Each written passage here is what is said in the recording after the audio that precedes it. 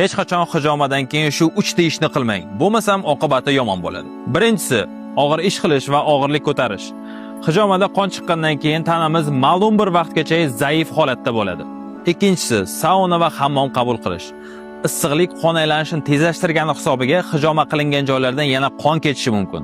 Uchinchisi, hijomadan keyin 48 soatgacha go'shtli, sutli va og'ir ovqatlarni iste'mol qilmaslik kerak. Chunki bularni hazmi uchun organizm juda ham ko'p energiya sarflaydi. Natijada oshqozon ichak tizimida ko'proq qon oqadi. Har kuni sog'lig'ingiz to'g'risida foydali ma'lumotlarni o'tkazib yubormasligingiz uchun sahifamga obuna bo'lib qo'ying.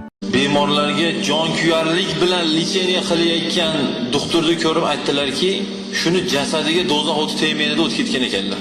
Qarang. Bu degani, qarang o'sha foyda beryapti o'sha odam. Kimga desa bitta odamni lecheniya qilyapti u. Bu degani o'zi doktor, bolasi doktorlar xursand bo'ling. Bolangiz yo o'zingiz eng yaxshi ishni ishlayapsiz ekan. Xalq uchun